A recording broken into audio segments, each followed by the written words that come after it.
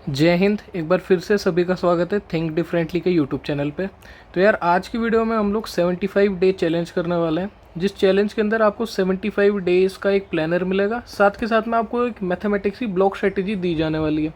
अगर आप लोग इस प्लान को और ब्लॉक स्ट्रेटेजी को ढंग से फॉलो करते हैं तो आप मैथमेटिक्स में एक डिसेंट स्कोर अचीव कर पाएंगे। साथ के साथ में आप एनडीए का एग्ज़ाम भी एक डिसेंट स्कोर से क्रैक कर सकते हैं।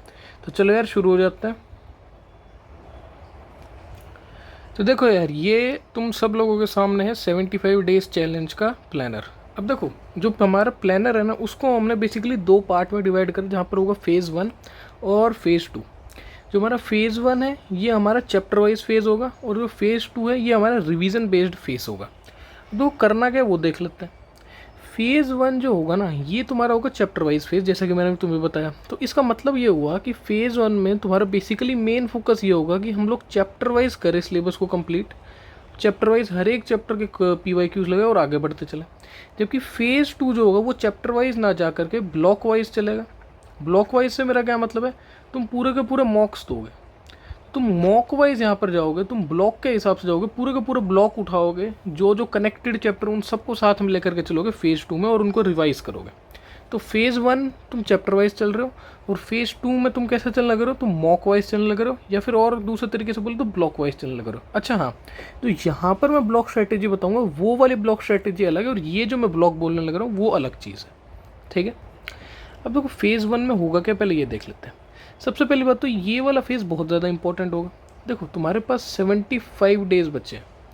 मैं एक बात बताता हूँ, अगर कोई ऐसा बंदा है ना जिसका ऑलमोस्ट 80% सिलेबस उसे आता है, तो मैं उसे बोलूँगा कि तुम भाई अब कुछ भी नया मत कर, ये 80% सिलेबस कोई अभी से रिवाइज करना चालू मार दे, इस 80% जो सिलेबस है उसी के क्वेश्चन लगाने चालू कर दे, मैं ये बोलूँगा।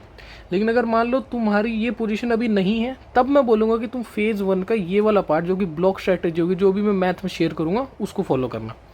अब ब्लॉक स्ट्रैटेजी में तुम्हें करना क्या है, तुम्हें पूरे पूरे ब्लॉक्स मिलेंगे मैथ्स में, तुम्हें वो ब्लॉक को उठा कर चलना है।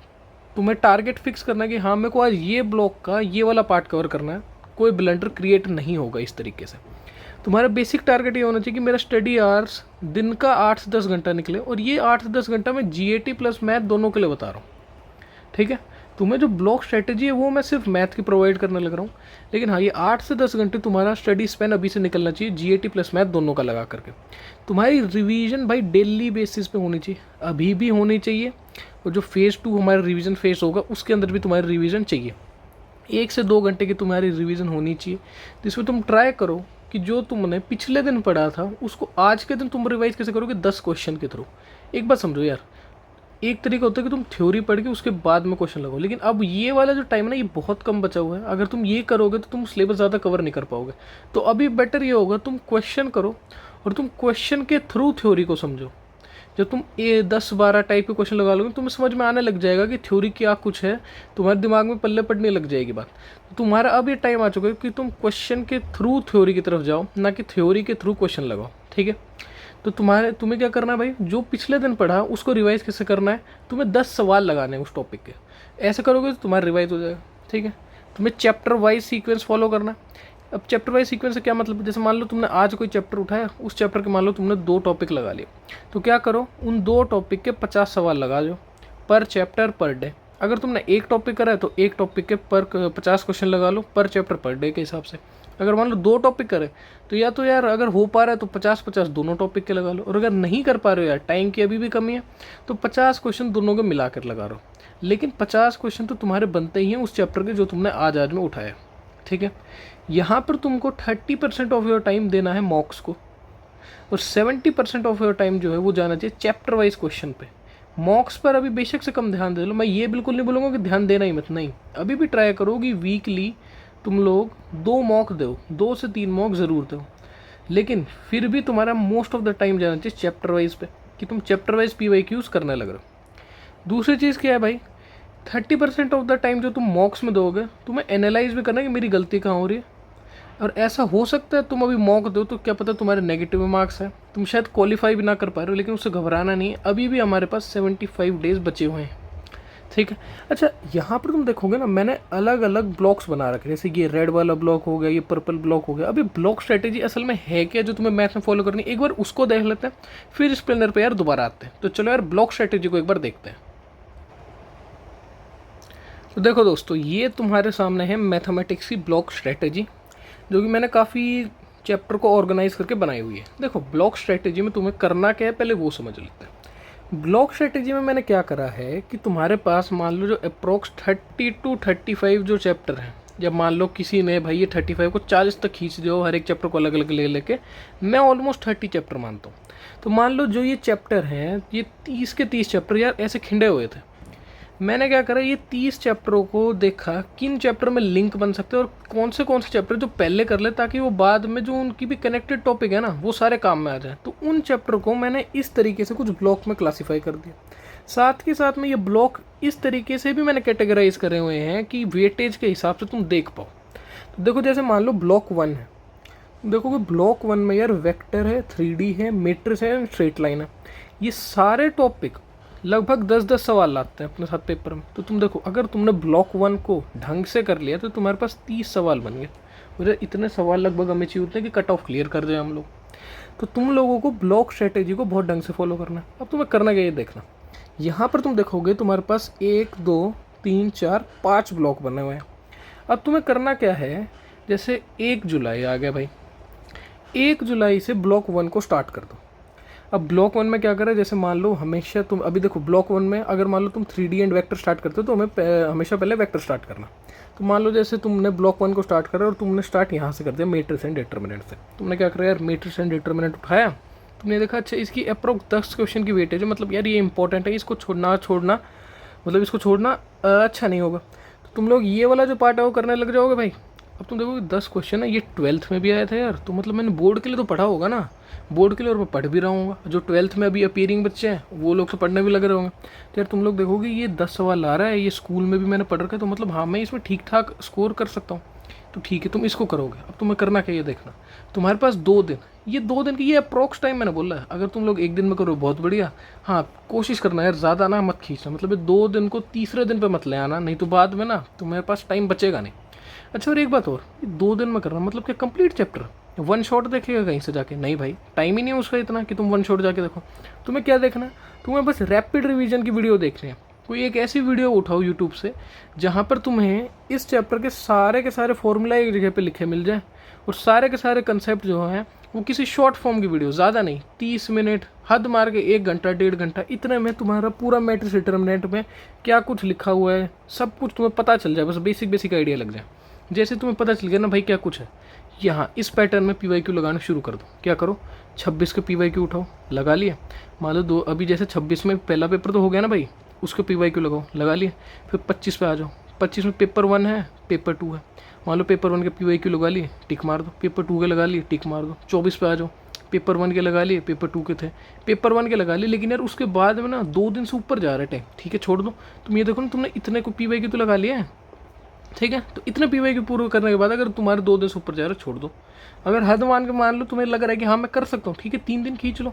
फिर तुम 26 के, 25 के, 24 के, 23 के मान लो तुमने सारे लगा लिए, ठीक है यार बहुत बढ़िया, तुमने पूरा चैप्टर रिवाइज कर लिया क्वेश्चन के थ्रू, और थ्योरी तुमने ना के बराबर समझी, या फिर कह लो थ्योरी तुमने ना के बराबर पढ़ी।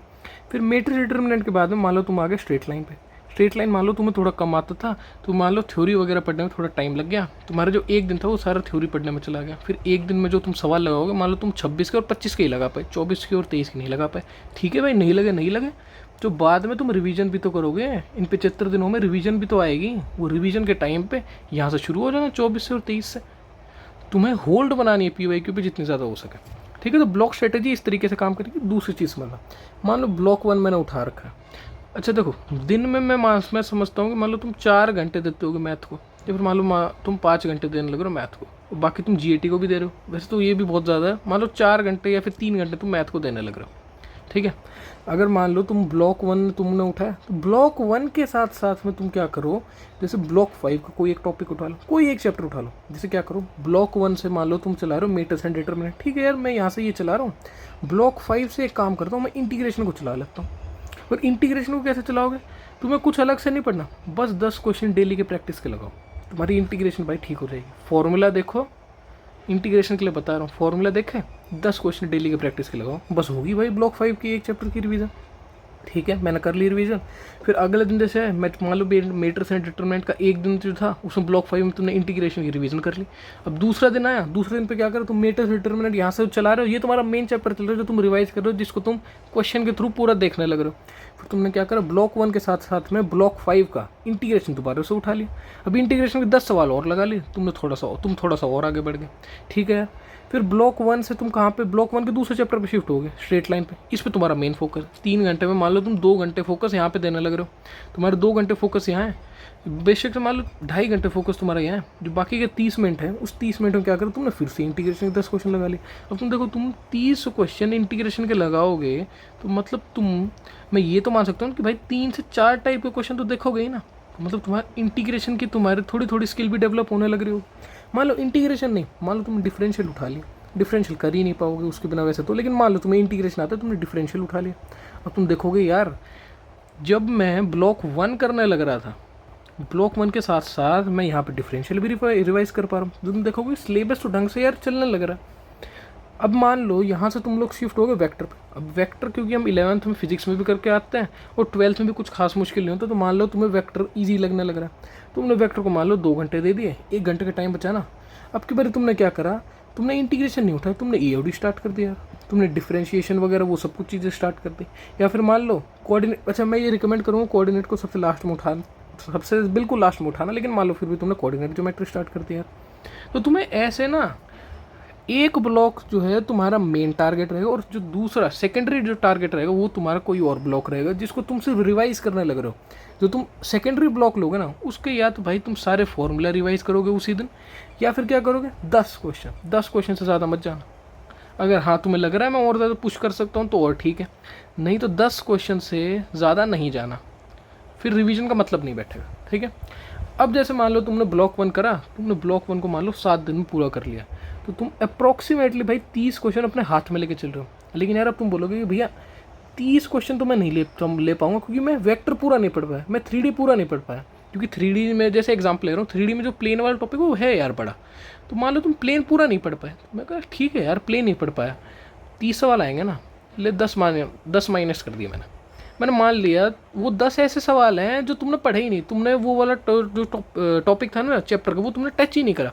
20 सवाल तो है ना हाथ में, ठीक है 20 भी नहीं है, 5 और काट दे भाई, तेरे से गलत हो रहे हो, तू छोड़ा है, कॉन्फिडेंस नहीं है। 15 सवाल तो है ना हाथ में, तो तुम एक हफ्ते में 15 सवाल अपने हाथ में ले रहे हो। और यहाँ से क्योंकि तुम दूसरा ब्लॉक रिवाइज कर रहे हो, तो मैं ये तो मान सकता हूँ ना कि यार तुम 5 सवाल यहाँ से तो गेन कर ही लोगे, तो मतलब तुम्हारे हाथ में अभी भी 20 सवाल हैं। तो ब्लॉक स्ट्रेटेजी को तुम्हें कुछ इस तरीके से फॉलो करना, और इसे जुलाई से शुरू कर दो भाई। ठीक है, अब जैसे अगला ब्लॉक, जैसे ब्लॉक 2 उठाओ। अब मान लो तुम ब्लॉक 2 पे आ गए, अब तुम लोग क्या देखोगे यार, क्वाड्रेटिक है और कॉम्प्लेक्स है। क्वाड्रेटिक यार 10th लेवल का, ये कुछ खास मुश्किल है नहीं। तुम क्वाड्रेटिक उठाओगे, क्वाड्रेटिक के तुमने सारे सवाल कर दिए, मान लो तुम देखोगे यार कॉन्फिडेंस एकदम से बूस्ट हो गया। जैसे ही तुम्हें लगेगा भाई सवाल बनने लग रहे, कॉन्फिडेंस बूस्ट हुआ, मैं लिखवा के देने लग रहा हूँ, तुम्हें लगेगा हाँ भाई मैं एग्जाम क्रैक कर दूँगा। तुम्हारा जैसे कॉन्फिडेंस बूस्ट हुआ, तुम्हारी पढ़ने की जो लगन होती है वो और ज़्यादा बढ़ जाएगी। तो जैसे तुमने क्वाड्रेटिक के मान लो सारे सवाल ऐसे लगा दिए, साथ के साथ में तुम यहाँ पे क्वाड्रेटिक करने लग रहे थे, तुमने ब्लॉक 5 में से ब्लॉक 4 या ब्लॉक 3 में से कोई एक चैप्टर उठा लिया। जैसे मान लो यहाँ पे तुम क्वाड्रेटिक कर रहे थे, तुमने क्या करा, ब्लॉक 3 में से ना ट्रिग्नोमेट्री की सारी जो भी फॉर्मूले थे वो रिवाइज कर लिए, क्योंकि ट्रिग्नोमेट्री में यार फॉर्मूला भी बहुत ज़्यादा है। तुमने क्या करा, तुमने ट्रिग्नोमेट्री के सारे फॉर्मूला रिवाइज कर लिए साथ के साथ।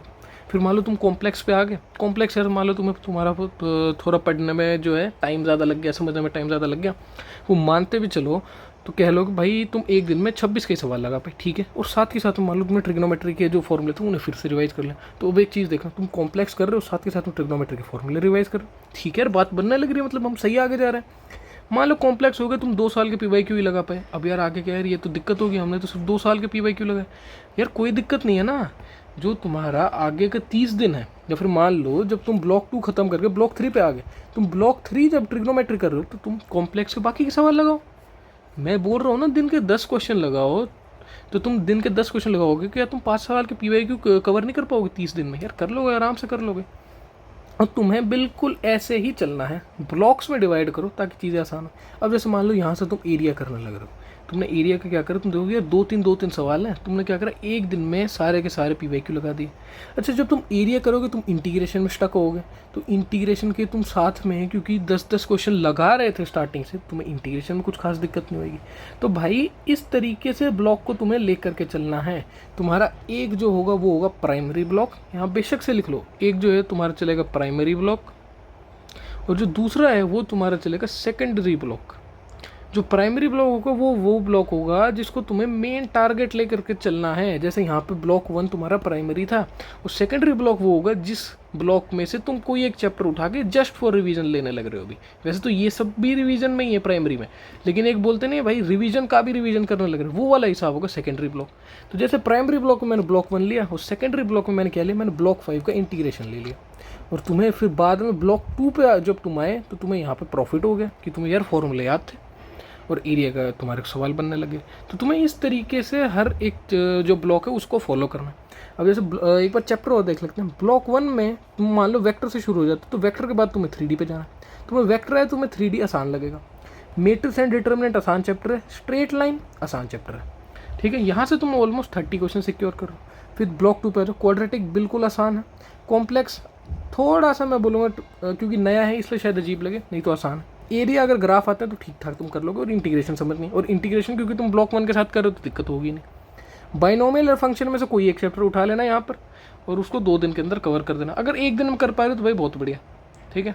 अच्छा अगर मान लो यार ये 7 दिन से ऊपर चला गया तो घबराना मत, कोई बात नहीं, 1-2 दिन ऊपर नीचे चलता है यार। हाँ वैसे भाई मैं ये बताता हूँ हमारे पास टाइम बहुत कम है, लेकिन मैं फिर भी बोलूँगा रिलैक्स रहना बिल्कुल। फिर ब्लॉक 3 पर आ गए, ट्रिग्नोमेट्री बाइनोमियल और फंक्शन में से कोई एक, यहाँ पर अगर एक कर सकते हो यहाँ पर दूसरा उठा लेना। फिर लिमिट्स पे आ जाना, और फिर ये सब कुछ 7 दिन के अंदर ये भी ट्राई करो भाई। अच्छा ये ब्लॉक 4 यार बहुत इंपॉर्टेंट है क्योंकि इस वाले ब्लॉक की वेटेज बहुत ज़्यादा है, ठीक है। जैसे यहाँ पे पी एंड सी आ गया। अच्छा पी एंड सी से पहले तुम्हें बाइनोमियल आना चाहिए, इसलिए मैंने बाइनोमियल को पहले रखा। कॉन्टीन्यूटी, सीक्वेंस, सीरीज, स्टैटिस्टिक, ये तुम्हें 10 दिन के अंदर करना क्योंकि ये थोड़े चैप्टर बड़े बड़े हैं, ठीक है। और फिर तुम्हारा ब्लॉक 5 आया। तो यहाँ पर मैंने डेज मेंशन नहीं करे हैं क्योंकि मेरा जो प्लान था उसमें यह था कि 30 डेज 30 to 35 डेज उसमें तुम चैप्टर वाइज चलो, और चैप्टर वाइज 30 to 35 डेज यहीं पर ख़त्म हो जाता है। तो इसलिए मैं बोलूँगा कि ब्लॉक 5 को रिवीजन में स्टार्टिंग से रखना। और तो और ये वाले जो चैप्टर ना इनकी वेटेज भी कुछ खास ज़्यादा नहीं है। हाँ मैंने सेट्स को भी यहाँ रख दिया, तुम सेट्स को बेशक से अगर पहले रिवाइज कर लेते हो तो बहुत ही बढ़िया रहेगा, ठीक है।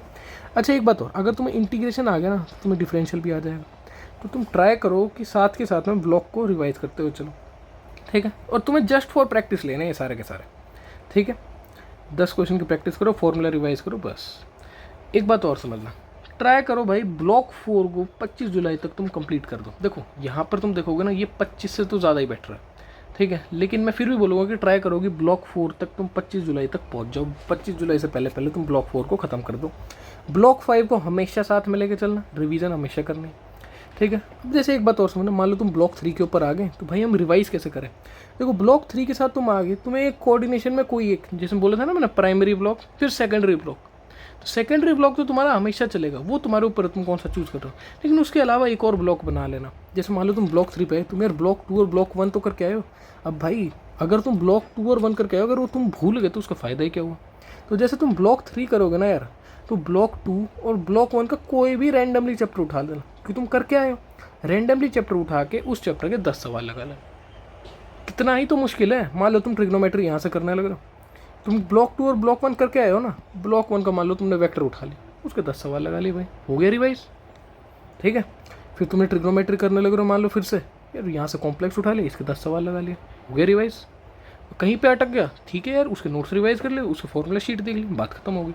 तो तुम्हें इस तरीके से चलना है और ब्लॉक स्ट्रैटेजी को फॉलो करना। अच्छा एक चीज़ और देख लेते हैं कि कौन से ब्लॉक के साथ किसका कोऑर्डिनेशन मेरे को ठीक लग रहा है। देखो ब्लॉक 1 के साथ ट्राई करना है कि तुम लोग ब्लॉक 3 और ब्लॉक 5 को लेकर के चलो, ठीक है। ब्लॉक 1 के साथ में ट्राई करो ब्लॉक 5 को लेकर चलो, जहाँ पे ब्लॉक 5 में मैं रिकमेंड करूँगी इंटीग्रेशन को साथ में लेकर चलना, या फिर ब्लॉक 3 में से ट्रिग्नोमेट्री को लेकर चलो।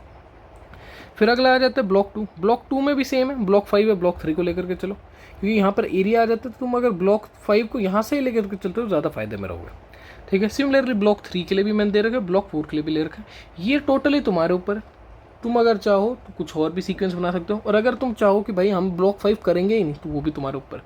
अच्छा और एक चीज़ और देख लेना, मान लो तुमने ये ढंग से कर लिया तो एक चीज़ देखना यार, 30 सवाल यहाँ से, और 30 सवाल यहाँ से आ गए, 60 सवाल यहीं हो गए, 20 सवाल ये लगा लो, 80 ये हो गए, 15 सवाल ये हो गए लगभग।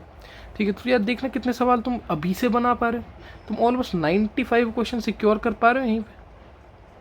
और मैं तो कह रहा हूँ कि ठीक है यार तुमसे नहीं हुए, मान लो 30 क्वेश्चन ऐसे थे जो तुमने वो पार्ट तुमने उस चैप्टर का पढ़ा ही नहीं, उसके बाद में भी कितने 65 क्वेश्चन तो अब भी है ना तुम्हारे हाथ में। और ये भी छोड़ो, मैं कह रहा हूँ कि भाई इन 65 में से तुमसे 10 बने ही नहीं, कितने 55 क्वेश्चन अब भी तुम्हारे हाथ में। और ये भी छोड़ो, मान लो 5 क्वेश्चन और नहीं बने, 50 क्वेश्चन अब भी तुम्हारे हाथ में है ना यार। अब तुम एक चीज़ देखो, 50 क्वेश्चन पे तुम ऑलमोस्ट 120 मार्क्स पे स्टैंड करोगे, 120 से थोड़ा ऊपर नीचे ही होगा, ठीक है। लेकिन तुम देखो 120 मार्क्स तुम ऐसे ब्लॉक स्ट्रेटेजी से स्कोर कर पाओगे, तो तुम्हें भाई प्रॉपर ध्यान देना है ब्लॉक स्ट्रेटेजी पे, ठीक है। एक ब्लॉक को रिवीजन में रखना, मेरी मानो तो जैसे मैं बोल रहा हूँ ब्लॉक 5 को रिवीजन में रखना। ब्लॉक 5 के कुछ कुछ चैप्टर बहुत आसान है, एओडी आसान है, डिफरेंशियल आसान है, तो इन्हें रखना यार साथ में। जो कोऑर्डिनेट ज्योमेट्री है, मैंने लास्ट वीडियो में भी कहा था, इसको सबसे लास्ट में पटकना, ठीक है। अच्छा एक बात और समझ लेना भाई, मोस्ट इंपॉर्टेंट पॉइंट है ये, सबसे ज़्यादा इंपॉर्टेंट, बिना 5 साल के PYQ में मैथ तो नहीं होगा, लिखवा लो नहीं होगा। मैं ये चीज़ बोल रहा हूँ, GAT का पेपर तुम निकाल दोगे एक बारी के लिए अगर तुमने 5 साल के PYQ नहीं करे तो, लेकिन बिना 5 साल के PYQ के तुम मैथ का पेपर निकाल ही नहीं सकते, ठीक है। मतलब 4-5 साल के बिना तो नहीं होगा। तो मैं फिर बोलूँगा कि भाई पूरी जी जान लगा देना, पर 4 से 5 साल की PYQ तो करो, ठीक है। जैसे मान लो तुमने ब्लॉक 2 पे आ गए, ब्लॉक 1 के तुमने मान लो यहाँ पर 26-25 के ही सवाल लगाए थे, तो जैसे मैंने बोलता प्रीवियस वाला रिवाइज करना है, 10 सवाल लगाओ, फिर ये चलने लग रहा है साथ साथ में 10 सवाल लगाओ, ये तुम 25 के कवर तो कर दोगे ना एक टाइम पे। तो भाई जितना हो सके उतना ट्राई करना कि एक चैप्टर जो तुम्हारा स्ट्रॉन्ग है उसके 5 साल के PYQ तो तुम लगा ही लो, नहीं तो उसके बिना भाई मैथ्स में काम नहीं चलेगा। GAT में एक बार फिर भी चल जाएगा, लेकिन मैथ्स में नहीं चलने वाला काम। तो ये थी यार ब्लॉक स्ट्रेटेजी। अच्छा अब एक बार फिर से अपने प्लानर की तरफ बढ़ते हैं, चलो यार प्लानर देख लेते हैं। हाँ तो देखो यार, अब एक बार प्लानर अपना दोबारा से देखते हैं। तो प्लानर में अब तुम देखोगे तो अब तुम शायद समझ पा रहे हो कि ये फेज़ 1 जो मैंने अबाउट 30 to 35 डेज लिखा हुआ था, ये किस चीज़ के लिए था। वो ब्लॉक्स के लिए था कि तुम ब्लॉक्स जो हैं उनको पूरा करो, जो चैप्टर वाइज सीक्वेंस वहाँ पर उनको पूरा कर लो। जो चैप्टर तुम्हारा चल रहा होगा करंट में उनके क्वेश्चन पूरी कोशिश करना कि भाई तुम 50 क्वेश्चन चला पाओ, 50 क्वेश्चन पर चैप्टर चला पाओ। पर टॉपिक नहीं कर पा रहे हो कोई बात नहीं, ठीक है, पर टॉपिक अगर तुम नहीं कर पा रहे हो कोई बात नहीं, लेकिन 50 क्वेश्चन पर चैप्टर पर डे करने की पूरी कोशिश करना तुम लोग, ठीक है। आगे देखो 30% ऑफ द टाइम तुम्हें मॉक्स को देना है, ये बात मोस्ट इंपॉर्टेंट है। मॉक्स तुम्हें रियलिटी चेक देंगे, तो मॉक्स को हमेशा 30% ऑफ द टाइम देना। हफ्ते में ट्राई करो 2 से 3 मॉक लगा पाओ, ठीक है। अच्छा एक चीज़ और जैसे यहाँ पे ब्लॉक बना रखे हैं मैंने, ये उसी हिसाब से 1 हफ्ते का ब्लॉक, 1 हफ्ते का ब्लॉक, एक और 1 हफ्ते का ब्लॉक, फिर 10 दिन का ब्लॉक, फिर मान लो एक्सटेंड हो गया तुम्हारा भाई थोड़े दिन, 3-4 दिन ऊपर नीचे हो गए, तो हद मार के यहाँ 5 अगस्त तक, उससे आगे नहीं तो फिर दिक्कत हो जाएगी बहुत ज़्यादा। तो मैक्सिमम अप टू हेयर यहाँ तक तुम मैक्सिमम खींच सकते हो। चैप्टर वाइज ब्लॉक जो है अपना, जो ब्लॉक फेज अपना चलने वाला है उसको यहाँ तक मैक्सिमम खींच सकते हो। तुम्हारी स्टडी 8 से 10 घंटे की भाई होनी चाहिए। और रिवीजन फेज ट्राई करो 1 से 2 घंटे का, जिसमें तुम्हें क्या करना है, जो तुम्हारा सेकेंडरी ब्लॉक था उसके 10 सवाल, ठीक है भाई, और जो तुम्हारा दूसरा मैंने बताया था जो तुम रिवाइज कर चुके उस वाले ब्लॉक के 10 सवाल, ठीक है। अच्छा और ये 8 से 10 घंटे का जो है, ये मैं सिर्फ मैथ के लिए नहीं बोल रहा, नहीं यार ऐसा तो पॉसिबल ही नहीं होगा, ये मैं GAT प्लस मैथ दोनों के लिए बता रहा हूँ। और ब्लॉक स्ट्रेटेजी जो थी वो सिर्फ मैथ के लिए थी यार, ठीक है। तो ये 8 से 10 घंटे का अपना स्पैन निकालो, 1 से 2 घंटे की रिवीजन अभी से करो। GAT प्लस मैथ दोनों के लिए बोलूँगा ये चीज़ में, चैप्टर वाइज सीक्वेंस चलना चाहिए। अब आगे आ जाते भाई फेज़ 2। फेज़ 2 क्या है? फेज़ 2 जो है ये डिसाइड करेगा कि क्या तुम पेपर को फोड़ पाओगे या नहीं। कैसे, ये देखना, मान लो फेज़ 1 ख़त्म हुआ, फेज़ 1 ख़त्म होते होते तुम लोग 70% सिलेबस कर पा रहे हो, ठीक है। तुमने मान लो 70% सिलेबस कर लिया मैथ्स का प्लस GAT दोनों का, तुम लोगों ने 70% ऑफ द सिलेबस कवर कर लिया। देखो मेरी जो रिकमेंडेशन होगी ना, इतना सिलेबस करने के बाद मैं बोलूँगा भाई नए टॉपिक्स को, नए चैप्टर को करना अवॉइड करना, ठीक है। क्या करो, जो चैप्टर तुम कर चुके हो ना उसी पे चिपके रहो, और जितना हो सके उतना रिवाइज करो, 10 बार 15 बार। पेपर होने से पहले मतलब 13 तारीख से पहले कोशिश करो 10 बार मिनिमम रिवाइज कर लो, 15 बार, और ज़्यादा हो सके तो और ज़्यादा कर लो। लेकिन मेरी ये रिकमेंडेशन होगी कि इस डेट के बाद में, मतलब 5 अगस्त के बाद में अगर हो पाए तो यार कोई भी नया टॉपिक उठाना जो है ना उसको छोड़ देना बिल्कुल। हाँ तुम क्वेश्चन प्रैक्टिस के लिए उठा रहे हो किसी चैप्टर की, वो अलग बात है, लेकिन कोई चैप्टर बिल्कुल ज़ीरो से स्टार्ट करो ना, तो यार ये रहने देना, नहीं तुम बेफालतू में फंसोगे। हाँ अगर तुम्हें विश्वास है कि भाई तुम्हें प्रॉफिट होगा वो चैप्टर करने से तो कर लो। जैसे मान लो मैट्रिक्स एंड डिटर्मिनेंट है, अगर तुम्हें लग रहा है हाँ भाई यहाँ मैं इन 3 दिनों में कर लूँगा और मेरे को प्रॉफिट हो जाएगा 10 सवाल का, तो कर लो यार, कोई दिक्कत नहीं। लेकिन मैं फिर बोलूँगा अगर हो पाए तो यार मत करना, ठीक है। जो सिलेबस कर चुके हो उसी पे स्टिक रहना और उसको रिवाइज करना। अबाउट 40 to 45 डेज़ वाला ये पीरियड रहेगा। जो ऊपर का पीरियड था वो 30 to 35 डेज़ का, मैक्सिमम खींच लिया तो 40 दिन खींच लेना, उससे ज़्यादा नहीं, नहीं तो ख़त्म हो जाओगे तुम लोग। और ये मिनिमम 35 दिन का तो भाई रहना ही चाहिए। रिवीजन डेज में क्या है, तुम्हारा रिवीजन का ज़्यादा टाइम रहना चाहिए। कितना, 3 से 4 घंटे रिवीजन करो, जीएटी प्लस मैथ दोनों की, ठीक है। जिसमें क्या करो, जैसे मैथ में अगर तुम लोग अभी भी ब्लॉक को फॉलो करो, कुछ गलत नहीं होगा अभी भी तुम ब्लॉक को फॉलो करोगे तो। जैसे मान लो मैथ में तुमने ब्लॉक 1 उठाया, तुमने ब्लॉक 1 के पहले 10-10 सवाल कर रहे थे ना, अब 10-10 की जगह तुमने क्या करा, एक चैप्टर के 20 सवाल कर रहे, ठीक है। या फिर मान लो तुमने पता क्या करा, अब की बार चैप्टर नहीं उठाया, तुमने पूरा ब्लॉक उठा लिया। तुमने ब्लॉक 1 कंप्लीट उठा के, ब्लॉक 1 में जैसे मान लो 5 चैप्टर है, तुमने पाँचों चैप्टर के 10-10 सवाल कर लिए, तुमने पूरा ब्लॉक 1 ही रिवाइज कर दिया। तुम ऐसे भी कर सकते हो यार, वो तुम्हारे ऊपर है।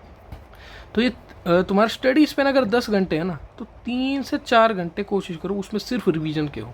बाकी का टाइम तुम मॉक्स दे रहे हो, तुम कुछ और पढ़ने लग रहे हो, तुम्हारे ऊपर है। लेकिन ट्राई करो 3 से 4 घंटे की तुम्हारी सिर्फ रिवीजन बैठे।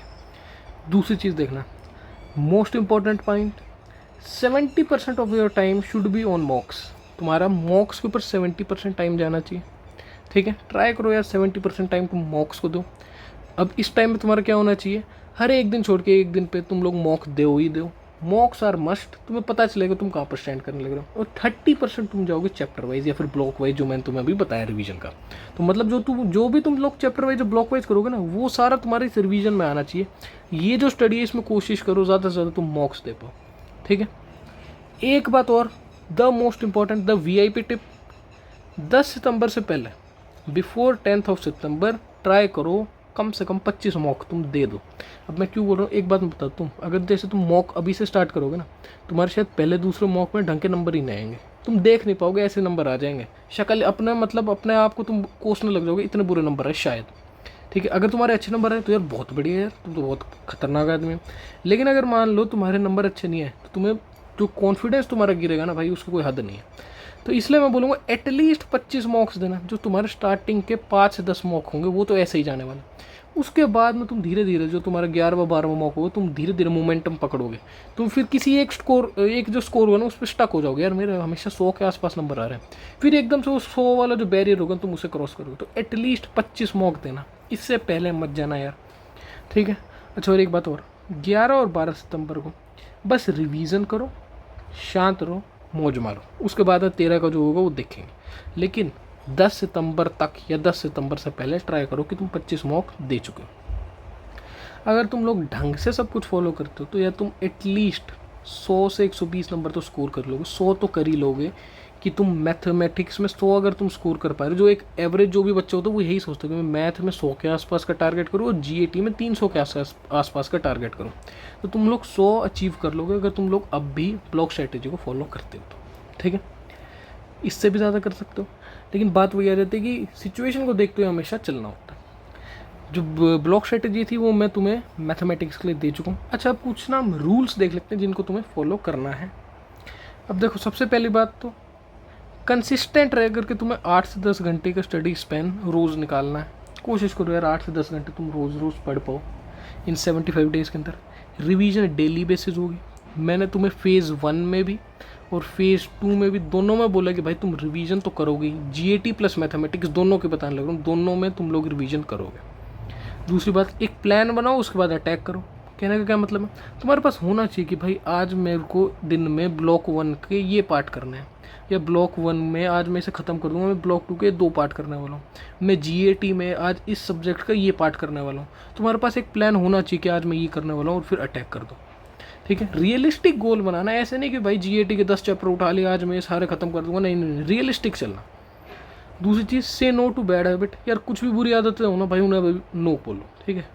ये अपने अंदर एबिलिटी लाओ कि तुम कहीं पे भी टाइम पास करने जाने लग रहे हो, ये काम वो काम करने लग रहे हो, एटलीस्ट इन 75 डेज़ के लिए तो ये सब कुछ रोक दो। तुम देखो तुम क्या बनना चाहते हो। जैसे मान लो तुम्हें क्या बनना है, एक ऑफिसर बनना है ना, कि यार क्या वो ऑफिसर जो है वो ये हरकत कर रहा होता जो तुम करने जा रहे हो। मान लो तुम कुछ बुरी हरकत करने जा रहे हो, मान लो तुम टाइम पास करने लग रहे हो, मान लो तुम कुछ उल्टा से तो कुछ भी करने लग रहे हो XYZ, तो क्या यार वो ऑफिसर जो मैं बनना चाहता हूँ वो ये चीज़ करता? अगर तुम्हारा आंसर ना में है ना, तो यार तुम भी मत करो, अगर तुम वो बंदा बनना चाहते हो तो। ठीक है, तो say no to bad habits. Say you just have to ask yourself whether I should do this और नॉट। ठीक है, जो बंदा मेरे को बनना, क्या वो ये चीज़ करता? अगर आंसर ना में है तो मत करो। अपने आप से पूछो, क्या मेरे को ना में आंसर मिलने लग रहा है, ना में आंसर मिल रहा है तो मत करो। मोटिवेशन को भाई आग लगा दो, तुम्हारे पास सिर्फ कंसिस्टेंसी और डिसिप्लिन होना चाहिए। मोटिवेशन की कोई ज़रूरत नहीं है। कहीं तुम सोचो मेरे को रोज़ मोटिवेट होना, नहीं यार, कोई भी रोज़ मोटिवेटेड नहीं रहता, मैं ही नहीं रहता रोज़ मोटिवेटेड। तुम्हारे पास कंसिस्टेंसी होनी चाहिए, तुम्हारे दिमाग में ये चीज़ क्लियर होनी चाहिए कि हाँ भाई चाहे कुछ हो जाए, आज मेरे ये हो गया, आज मैं बीमार पड़ गया वगैरह वगैरह, नहीं, मेरे को कंसिस्टेंट रहना है। अगर मेरे को डेली के 20 सवाल लगाने तो 20 सवाल लगाने हैं, चाहे कुछ हो जाए, मेरे को 20 सवाल लगाने ही लगाने हैं।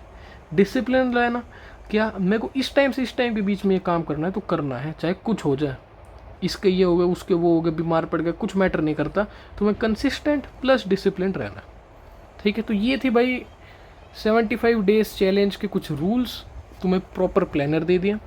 अब अगर तुम इसे ढंग से फॉलो करते हो, तुम एक डिसेंट स्कोर यार मेरे हिसाब से NDA में अचीव कर पाओगे। बाकी सब कुछ है तुम्हारे ऊपर।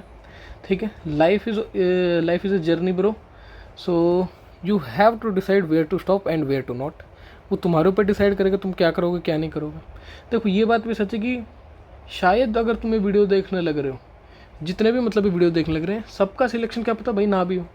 ठीक है, तो वो तुम्हारा देखो एक एग्ज़ाम फ्यूचर तो डिसाइड करने नहीं वाला है। तुम्हारे अंदर हिम्मत है कि तुमने NDA जैसे एग्ज़ाम को देने की भी सोची। भाई आधे लोग तो सोचते भी नहीं कि हम भाई NDA का एग्ज़ाम देते हैं, वो यूँ ही पड़े रहेंगे, अपनी 11th 12th निकाल देंगे, बाकी की लाइफ यूँ ही निकाल देंगे। तो तुमने सोचा कि तुम NDA जैसे कॉम्पिटिटिव एग्ज़ाम दे रहे हो, इसी में भाई बहुत बड़ी बात है, सैल्यूट है तुम लोगों को। लेकिन फिर भी मैं बोलूँगा, अगर मान लो नहीं भी होता तो भाई निराश मत होना। ठीक है, मेहनत अभी से करो। अगर तुम लोग इस प्लानर को ढंग से फॉलो करोगे, मैं इतना तो बता सकता हूँ तुम्हें अपना एक बेटर वर्जन दिखने वाला। बाकी सब कुछ जो होगा वो भाई आगे देखेंगे, नहीं हुआ तो भी कुछ ना कुछ तो करेंगे ही। ठीक है, life is story, life is a journey, you have to decide when to stop, where to stop. ठीक है ब्रो, तो आगे देखेंगे जो होगा। तो आज की वीडियो में इतना है भाई, अगली वीडियो से हम लोग मैथमेटिक्स के चैप्टर उठाना शुरू कर देंगे। सबसे पहले चैप्टर की जो वीडियो आएगी वो आएगी मैट्रिक्स एंड डिटरमिनेंट की। तो आज की वीडियो में इतना ही, जय हिंद, बेस्ट ऑफ लक।